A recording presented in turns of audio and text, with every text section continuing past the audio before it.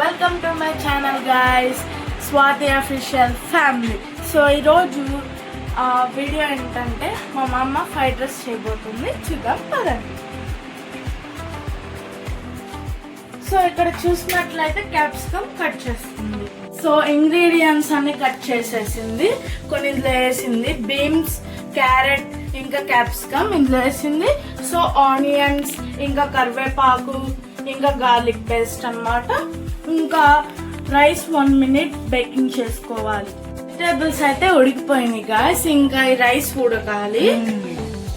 ఇలా గ్యాస్ వెలిగించుకోవాలన్నమాట. ఈ కడాయి పెట్టుకోవాలి. నేను ఆల్రెడీ ఆయిల్ వేసేసుకున్నాను, ఇంకా గీ వేయాలి. ఇంకా ఇంత స్పూన్ గీ వేస్తే చాలు. సో ఇప్పుడు రైస్ వేయాలన్నమాట. మేమైతే 5 eggs వేసుకుంటాం అన్నమాట.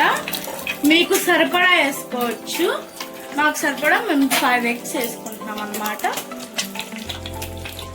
సో ఇది ఉడికిన తర్వాత రైస్ వేసుకోవాలన్నమాట. మనం గార్లిక్ పేస్ట్ అయితే వేసుకోవాలన్నమాట, ఇలాగా నేను చూపించినట్టు.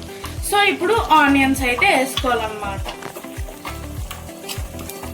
సో కొంచెం ఆగి వేసుకోవాలన్నమాట గాయస్. సో ఇప్పుడు కరివేపాకు అయితే వేసుకోవాలి. ఇప్పుడైతే మనం తిప్పుకోవాలన్నమాట. దీన్ని ఫ్రై కింద చేయాలన్నమాట, ఫ్రైలా egg fry. So egg fry చేసిన తర్వాత మనం ఇందులో రైస్ వేసుకున్నాం. ఇందులో సరిపడా సాల్ట్ అయితే యాడ్ చేసుకున్నాం. ముందు ఉడికిచ్చిన వెజిటేబుల్స్ అయితే యాడ్ చేసుకున్నాం. యాడ్ చేసుకున్న తర్వాత కలుపుకుందాం. సో ఇది అయ్యేంత వరకు వెయిట్ చేద్దాం. కొంచెం చిల్లీ పౌడర్ అయితే యాడ్ చేసుకుందాం,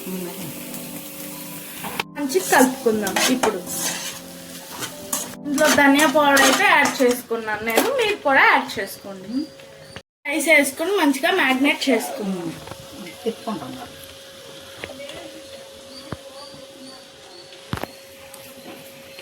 సో ఇదైతే బాగా కలుపుకుందాం. ఇప్పుడు బాగా పట్టేదాకా తిప్పుకుందాం, అది బాగా కలిసేదాకా.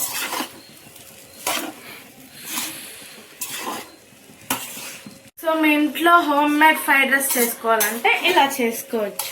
ఇందులో కొంచెం నిమ్మకాయ యాడ్ చేసుకున్నాం. మన ఫ్రైడ్ రైస్ అయితే అయిపోయింది గాయస్, టేస్ట్ చేద్దాం.